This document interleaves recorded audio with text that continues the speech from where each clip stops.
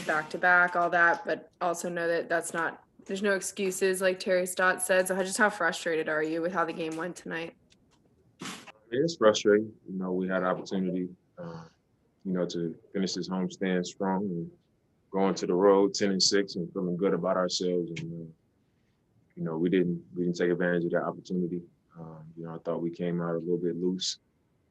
Our communication wasn't really sharp, and we made a lot of mistakes that we haven't made in a while. Even in games that we didn't play well. Prior to this one, we didn't make the kind of mistakes that we made tonight. Communication, um, you know, knowing personnel, playing the scouting report, all of those things, and then just doing the work. We were letting guys penetrate with little to no resistance. We weren't helping each other as much, and that was pretty much mostly the first half. And the second half, we picked it up, and we obviously, like you guys saw, we made a game of it, and we gave ourselves a chance. But we don't have the luxury to wait around and try to just turn it on when we want to turn it on. Especially dealing with all the injuries that we're dealing with, and even when we're a healthy team, that's not who we are. We can't turn it on and off. So, we played better in the second half, but it just wasn't a good enough effort to win an NBA game. You said yesterday that the new defensive schemes kind of force you guys to communicate a little bit more. Is there also a learning curve as you figure out which defenses work most effectively? It's not going to be perfect. Last night was a really good night for us, in some of our new defensive schemes. I think it helps that we shot the ball really well last night. When you shoot the ball well, you're feeling good about yourself. You got a little more of a bounce to your step. And that's kind of the issue for us. When the ball's not going in, we don't have that same bounce. And regardless of that, we got to be able to hang our hat on our communication and our effort and energy on the defensive end of the floor. And we saw the change in that when we did it in the second half. In that third quarter when we made that change, that's when the game kind of started to go into our favor. But being able to sustain it is a completely separate thing from just doing it. And we didn't sustain it for long enough to win the game. Next question is coming from Aaron Fentress with the Oregonian. David, you mentioned yesterday how you had spent a lot of time at the hospital when your twins were born and maybe didn't sleep as well as normal and you got back-to-backs. Did that impact you at all tonight? I'm not trying to look for an excuse from you, but did you start to feel it at all? Because you seemed a little less energetic than maybe you were yesterday. I would assume so. It wasn't on my mind. I wasn't out there thinking about it like, oh, I'm so tired. I said yesterday, it was a long week before the game yesterday, and I felt fine. Before the game today, I felt fine.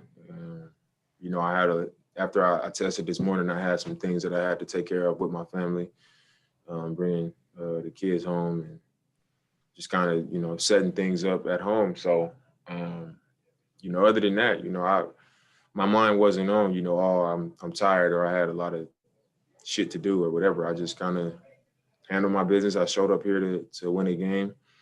And our team just didn't perform well enough to win it. It happens that way sometimes. It's frustrating.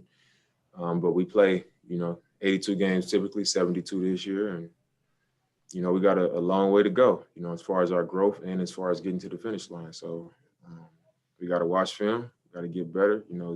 Nobody's going to feel sorry for us, and we're not going to make no excuses. We're just going to keep on pushing forward. And also Anthony built upon last night with an even better game tonight. Is this the guy you guys have been telling us about all the time behind the scenes and how he practice? Yeah. It's a reason why we have a lot of faith in Ant and why we speak so highly of him. And as a young guy, he didn't play in college. It's a learning curve. You need the experience, you need to feel good about yourself, and you also got to have that opportunity. And I think he's shown signs, all along. Sometimes he's gotten into the games in the past and had, big games and hit big shots. But I think right now, it being his third year, we down. Tonight we was down, I don't know, 4 or 5 guys, if you include Zach and Nurk and CJ and Hoodie and Rocco.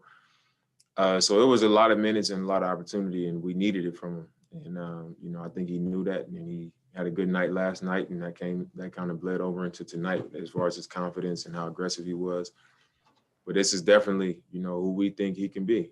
He can come in and score the ball. He can get the spots on the floor. He can, make plays and all that. So it's good to see him, put back-to-back games together like that. Thanks. Next question is coming from Jamie Hudson with NBC Sports Northwest. Hey, Dame, with Derek Jones Jr. playing through that quad contusion for a little bit, and what does that say about him? Because you guys are already shorthanded, that he was trying to play through that. I mean, that's what we expect.